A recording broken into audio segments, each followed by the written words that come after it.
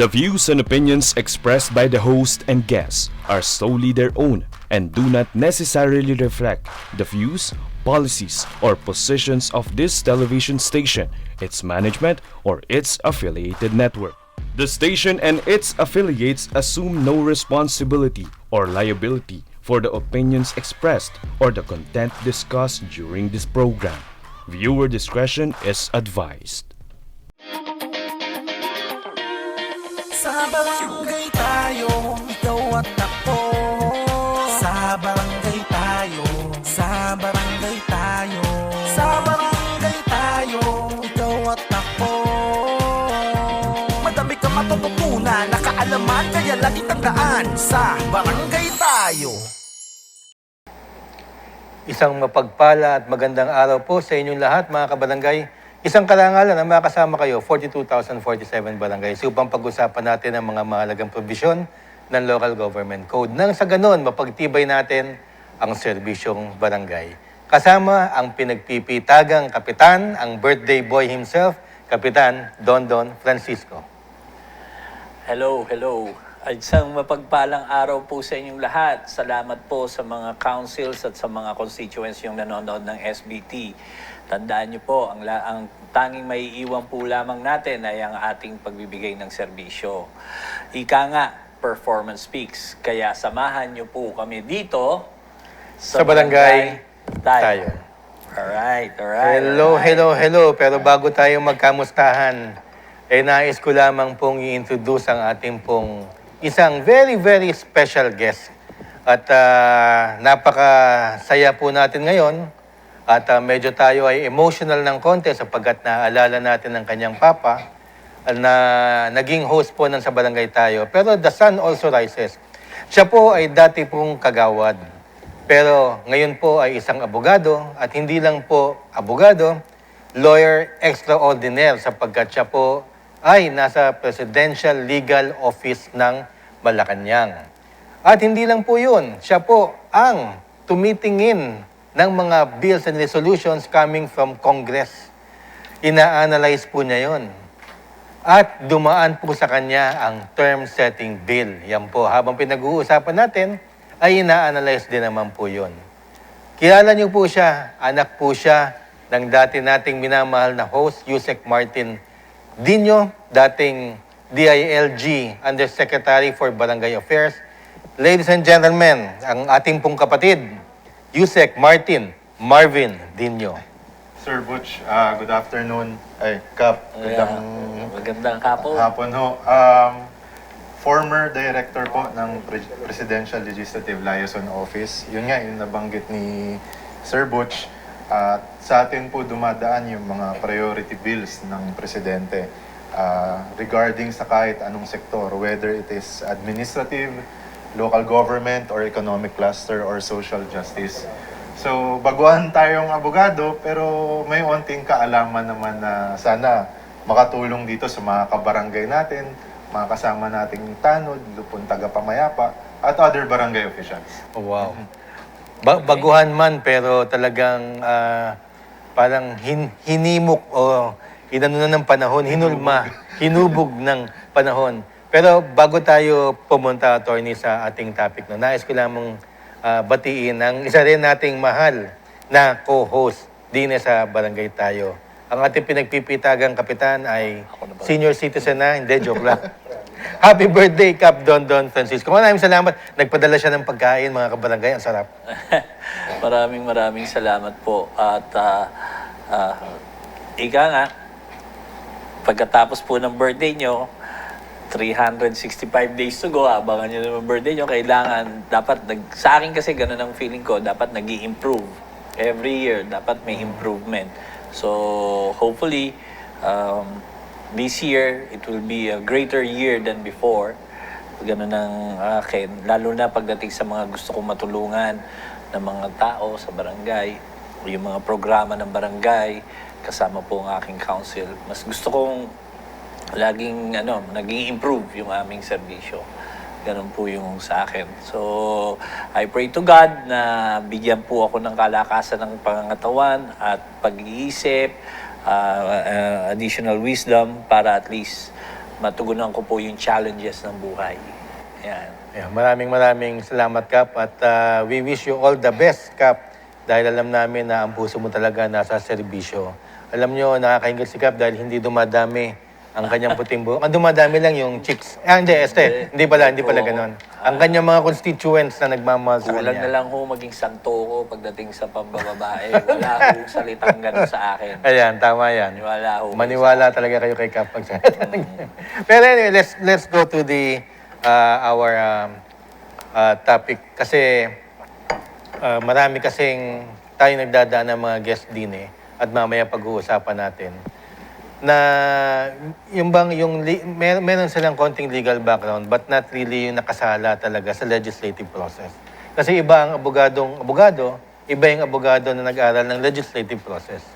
Kasi nitty-gritty ang legislative process. Kaya po mga kabarangay, abangan nyo po mamaya, pag-uusapan po natin yung mga nitty-gritty na nangyari sa Republic Act 12232 na kumbaga tayo ito ang tinitingnan natin pero sila naandito. Nasa malalim ang kanilang pagkakaintindi at syempre sa mga nangyayari on the side. Pero bago lahat, kamustahin ko lang kayo, attorney. Kasi mahal namin yung inyong tatay. Yeah. Kamusta siya? Kilala namin si Yusek Martin Dino as a fighter. Sa graft and corruption, galit yan. At saka sa mga masasamang tao sa gobyerno, inaaway niya talaga. Pero as a father, alam ko kasi na very ang tawag sa kanya teddy bear. Kamusta ba siya as a father sa inyong tahanan? Totoo po na malambot si Yusek as a father. Kung hindi lang ma-share, hindi lang alam nung iba, hindi kasi napaghihiwalay yung pagiging barangay captain niya sa pagiging tatay niya sa bahay. So, syempre, nandun yung pagiging disciplinarian, nandun yung pagtuturo sa amin ng accountability, pero napakalambot na tatay. Sa totoo lang, siya yung takbuhan ko pag yung nanay ko galit sa akin. Oo, kasi si daddy noon, every time na may conflict between sa policy ng nanay ko, sa policy niya, siya yung nakakaintindi kasi una, lalaki, di ba? Very warm, very understanding, pero bundot mo, hila mo. Oo. Hindi naman siya, hindi siya konsentidor. Ibibigyan ka niya ng horizon kung ano yung consequences ng ginawa mo. And at the end of the day, ang main advice is panindigan mo kung ano yung pinasok mo. You face the consequences. That's how you live life. Ako, ganun siya naging tatay sa akin.